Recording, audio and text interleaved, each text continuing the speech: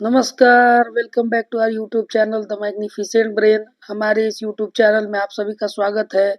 आज हम एक नए जानकारी के साथ उपस्थित हुए हैं, जिसमें बहुत सारे ऐसे शिक्षक साथी हैं जिन्हें इस बात को लेकर परेशानी हो रही है काउंसलिंग के समय डॉक्यूमेंट्स वेरिफिकेशन के लिए कौन कौन से डॉक्यूमेंट्स हम तैयार करें। इस तरह की असमंजस की स्थिति सबसे अधिक टीआरई 3 के अभ्यर्थियों के बीच में है। इसके अलावा सक्षमता पास जो शिक्षक साथी है और प्रधानाध्यापक और प्रधान शिक्षक में पास हुए शिक्षक साथी भी डॉक्यूमेंट्स को लेकर परेशान दिख रहे हैं। तो आज हम इस वीडियो में सारी डाउट क्लियर करने वाले हैं और देखने वाले हैं कि विभिन्न तरह के काउंसलिंग में कौन कौन से डॉक्यूमेंट्स लगने वाले हैं। सभी काउंसलिंग में चाहे वो टीआरई 3 का हो या सक्षमता पास लोगों का हो या फिर प्रधान शिक्षक या प्रधान अध्यापक का हो, उन सभी काउंसलिंग में लगभग अधिकतर डॉक्यूमेंट जो होगा वो सेम लगेगा। एक आध डॉक्यूमेंट्स और कुछ प्रक्रिया जो होगी वो सभी में थोड़ी थोड़ी अलग हो सकती है, बाकी प्रक्रिया सब में वही रहेगी। तो सबसे पहले हम लोग देखेंगे कि टीआरई 3 में कौन कौन से डॉक्यूमेंट्स के साथ काउंसलिंग कराने के लिए आपको जाना है, और उसके बाद हम देखेंगे प्रधान शिक्षक प्रधान अध्यापक का, और अंत में बात करेंगे सक्षमता पास वैसे अभ्यर्थी जो अभी सक्षमता 2 के काउंसलिंग को कराने वाले हैं। सबसे पहले देखते हैं कि टीआरई 3 के अभ्यर्थियों को काउंसलिंग के समय कौन कौन से दस्तावेज या डॉक्यूमेंट्स लेकर जाना अनिवार्य है। कि निम्नलिखित प्रमाण पत्रों की मूल प्रतियां सत्यापन हेतु प्रस्तुत करना अनिवार्य होगा। सबसे पहला डॉक्यूमेंट होगा मैट्रिक का प्रमाण पत्र, अंक पत्र। मैट्रिक का प्रमाण पत्र और अंक पत्र यह किस चीज के लिए जरूरी है, तो जन्म तिथि के साक्ष्य के लिए।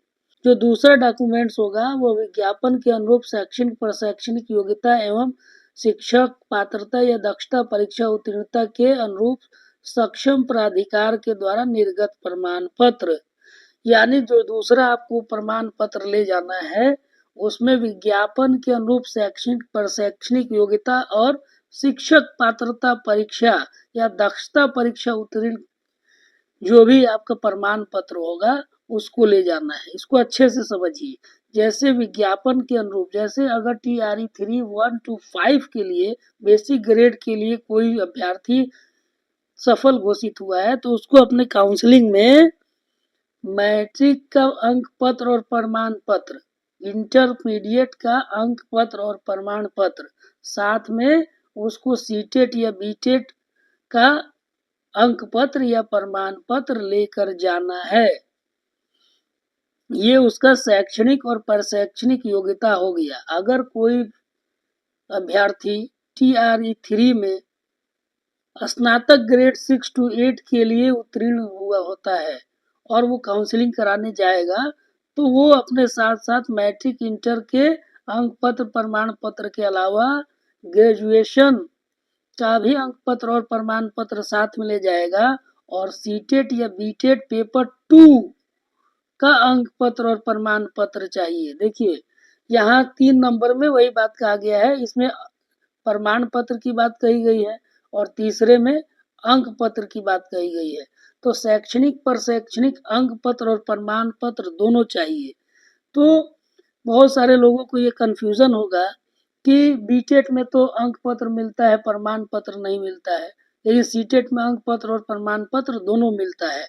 तो सीटेट में अंक पत्र और प्रमाण पत्र दोनों आपको लेकर जाना है। बीटेट के अभ्यर्थी को सिर्फ अंक पत्र ही लेकर जाना है, उसका अंक पत्र और प्रमाण पत्र दोनों एक ही है।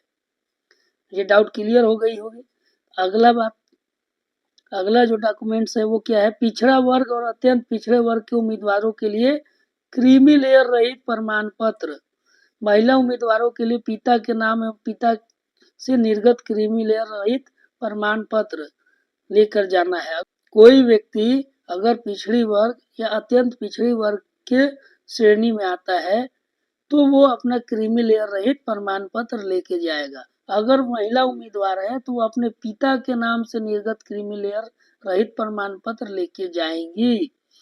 पांचवा है कि पिछड़ा और अत्यंत पिछड़ा वर्ग के उम्मीदवारों के लिए क्रीमी लेयर रहित घोषणा पत्र, 1 वर्ष से पूर्व का क्रीमी लेयर रहित प्रमाण पत्र होने पर, अगर किसी का क्रीमी लेयर का प्रमाण पत्र 1 साल से पुराना हो गया है, तो 1 साल की वैलिडिटी होती है, उससे पुराना हो गया है तो उसके साथ उसका घोषणा पत्र भी लेकर जाना पड़ेगा।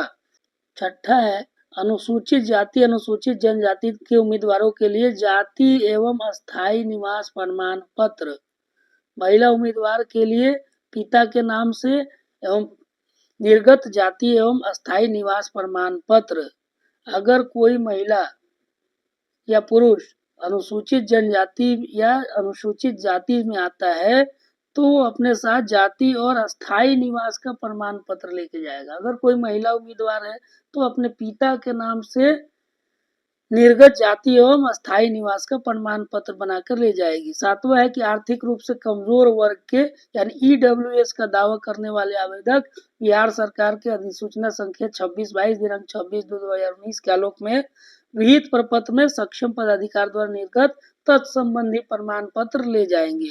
अगर कोई ईडब्ल्यूएस में चयनित हुआ है, ईडब्ल्यूएस कैटेगरी का अगर कोई अभ्यर्थी है तो अपने साथ ईडब्ल्यूएस प्रमाण पत्र को लेकर जाएगा। अगर कोई दिव्यांग है तो सक्षम पदाधिकार द्वारा निर्गत दिव्यांगता प्रमाण पत्र ले कर जाएगा। अब एक चीज और देखना है कि सामान्य प्रशासन विभाग बिहार सरकार के पत्रांक 10,668 दिनांक 29/6/2022 के अनुसार बेंचमार्क दिव्यांगता यानी पीडब्ल्यूबीडी अभ्यर्थी को श्रुति लेख और अन्य सुविधा का दावा करने की स्थिति में उपर्युक्त अधिसूचना के साथ संलग्न अनुसूची 1 में सक्षम पदाधिकार द्वारा निर्गत प्रमाण पत्र एवं अनुसूची 2 में शपथ पत्र ले जाना है। अगर कोई व्यक्ति श्रुति लेखक को रखा हुआ है, एग्जाम के लिए श्रुति लेखक उसको उपलब्ध कराया गया है, तो उसके लिए वो अपना प्रमाण पत्र और शपथ पत्र लेकर जाएगा। इसके अलावा भूतपूर्व सैनिक की उम्र में छूट की दावा करने के लिए प्रमाण पत्र लेके जाना है। सरकारी सेवक की उम्र में छूट के दावा करने की स्थिति में उसको सरकारी सेवक के संबंधित प्रमाण पत्र लेकर जाना है। स्वतंत्रता सेनानी के पोता नाती नतनी का दावा करने वाले अभ्यर्थियों के लिए जिला पदाधिकारी या उनके द्वारा प्राधिकृत पदाधिकारी का हस्ताक्षर से निर्गत भूतपूर्व स्वतंत्र सेनानी के पोता पोती नाती नतनी होने का प्रमाण पत्र लेकर जाना है। इसके बाद केंद्र सरकार, बिहार सरकार या किसी अन्य राज्य सरकार के अधीन किसी भी पद पर नियुक्त हो तो परीक्षा में भाग लेने हेतु सक्षम पदाधिकार द्वारा निर्गत अनापत्ति प्रमाण पत्र। अगर किसी विभाग में पहले से कोई व्यक्ति पदस्थापित है तो एनओसी उसने लिया है तो वो एनओसी उसको लेकर जाना है, नॉन ऑब्जेक्शन सर्टिफिकेट उसको लेकर जाना है। इसके बाद फोटो युक्त पहचान पत्र यानी आधार कार्ड आप ले जाएंगे। इसके बाद हाल का खींचा हुआ 2 फोटो ले जाना है। लिखित परीक्षा के लिए भरे हुए डाउनलोड किए गए आवेदन की प्रति और अंतिम है लिखित परीक्षा के लिए निर्गत ई एडमिट कार्ड की प्रति। तो ये सभी प्रमाण पत्र TRE 3 में काउंसलिंग कराने वाले अभ्यर्थियों को जरूर से जरूर लेकर जाना है। तो जो कुछ भी उन लोगों ने पहले से अपलोड किया है, सीधी अगर बात करें तो परीक्षा देने से पहले जो फॉर्म भरते समय उन्होंने जिन जिन प्रमाण पत्रों को अपलोड किया है वो तो लेकर जाना ही है। इसके अलावे उनको जो एप्लीकेशन फॉर्म जो डाउनलोड हुआ था उस डाउनलोड किए हुए फॉर्म का एक प्रति ले जाना है, साथ में एडमिट कार्ड का एक प्रति लेकर जाना है। ये इतना ही चीज आपको लेके जाना है और एक पहचान फोटो युक्त पहचान पत्र यानी आधार कार्ड अपना लेके जाएंगे, आधार कार्ड पैन कार्ड वगैरह लेकर जा सकते हैं। तो TRE 3 में बेसिक ग्रेड और स्नातक ग्रेड के शिक्षक के पद पर जो लोग चयनित हुए हैं उनके काउंसलिंग के लिए इन प्रमाण पत्रों की आवश्यकता है। अब हम बात कर लेते हैं प्रधानाध्यापक और प्रधान शिक्षक की कि प्रधानाध्यापक और प्रधान शिक्षक क्या क्या चीज लेकर जाएंगे काउंसलिंग में। तो इसमें भी वही बात स्पष्ट है कि जो चीज उन लोगों ने अपलोड किया है पोर्टल पर फॉर्म भरते समय बीपीएससी के, वही चीज उनको काउंसलिंग के लिए लेकर जाना है। उसके साथ आपको एक चीज जो नया अपलोड किया गया होगा वो होगा अनुभव प्रमाण पत्र। तो अनुभव प्रमाण पत्र जो आप लोड किए हैं उसको अपने साथ लेकर जाना नहीं भूलेंगे। जो आपने फॉर्म भरा था बीपीएससी का, उस फॉर्म को डाउनलोड किए हुए थे, उसका एक हार्ड कॉपी आपको लेके जाना है। और उसके साथ आप परीक्षा भवन में आप एडमिट कार्ड ले गए थे, उस एडमिट कार्ड को लेकर जाना है। बस इतना ही चीज लेकर जाना है, इसके अलावा कुछ नहीं लेकर जाना है। और अब बात कर लेते हैं कि सक्षमता परीक्षा 2 में जो अभ्यर्थी सफल हुए हैं उनके काउंसलिंग के लिए क्या करना है। तो सबसे पहले तो उनका थंब इम्प्रेशन, उनका वेरिफिकेशन होगा। तो जो जिस ब्लॉक में पोस्टेड है वहां उसका थंब वेरिफिकेशन करा लिया जाएगा। उसके लिए विभाग द्वारा अलग से डेट जारी किया जाएगा, उस डेट पर उनका थंब इम्प्रेशन होगा। जब सभी का थंब इम्प्रेशन वेरीफाई हो जाएगा उसके बाद से उनका जो शेड्यूल तय होगा काउंसलिंग का, उसके अनुसार उनको स्लॉट अलॉट किया जाएगा। तो स्लॉट अलॉट हो जाने के बाद से जब उनका जो स्लॉट मिलेगा उस तिथि को, उस समय उनको जाना है। और सबसे पहले वहां जाने पर क्या होगा, सबसे पहले उनका अटेंडेंस होगा। अटेंडेंस कैसे होगा, तो जो सक्षमता परीक्षा का एडमिट कार्ड है वो एडमिट कार्ड पहले वो अपना ओरिजिनल मूल एडमिट कार्ड वहां दिखाएंगे और उसको ई शिक्षा कोष से वेरीफाई किया जाएगा। वेरीफाई हो जाने के बाद से उनका अटेंडेंस वहां दर्ज करा लिया जाएगा। उसके बाद वो अगले काउंटर पर जाएंगे। अगले काउंटर पर जाने के समय अगले काउंटर पर जाएंगे तो वहां उनको का फोटो का पहचान किया जाएगा।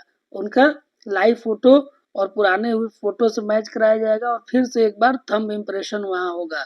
थंब इम्प्रेशन और फोटो मैच हो जाने के बाद से वो अलॉटेड काउंटर नंबर पर जाएंगे जहां उनकी काउंसलिंग की जाएगी। काउंसलिंग के समय सबसे पहले उनको अपना मोबाइल नंबर जरूर सभी अभ्यर्थी को लेके जाना है, चाहे वो प्रधान शिक्षक प्रधानाध्यापक के अभ्यर्थी हो, टीआरई 3 के अभ्यर्थी हो या फिर सक्षमता पास वाले अभ्यर्थी हो। जिन जिन लोगों को अपना काउंसलिंग कराने जाना है वो अपना वह मोबाइल नंबर अपने साथ लेकर जाना है जिससे कि आधार कार्ड लिंक है, क्योंकि उस समय आपके आधार कार्ड वाले लिंक मोबाइल नंबर पर ओटीपी जाएगा और आपका आधार वेरिफिकेशन किया जाएगा। तो सक्षमता पास अभ्यर्थी अपना वही मोबाइल नंबर अपने साथ लेकर जाएंगे ताकि उनका आधार वेरिफिकेशन हो सके और काउंसलिंग की प्रक्रिया आगे बढ़ सके। नहीं तो जिनका अगर ओटीपी नहीं आएगा उनकी काउंसलिंग की प्रक्रिया वहीं स्थगित कर दी जाएगी। तो अपने याद से जो नंबर उन्होंने दे रखा है आधार कार्ड में वो नंबर जरूर से जरूर लेकर जाना है, क्योंकि उस पर तीसरे काउंटर पर जाने पर जहां डॉक्यूमेंट वेरिफिकेशन होगा तो सबसे पहली प्रक्रिया आपके आधार कार्ड के वेरिफिकेशन की होगी।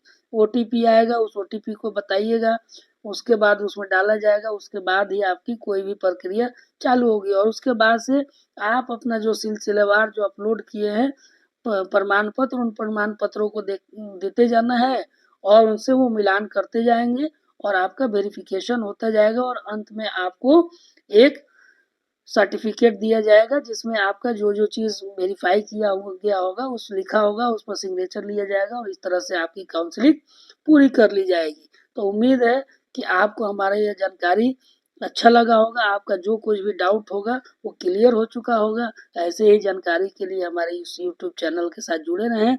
अगर अच्छा लगा है तो हमारे इस वीडियो को शेयर करें, लाइक करें और कमेंट करें। मिलते हैं फिर किसी ऐसे जानकारी भरे वीडियो के साथ, तब तक के लिए हमें दीजिए अनुमति। धन्यवाद। Thank you for watching.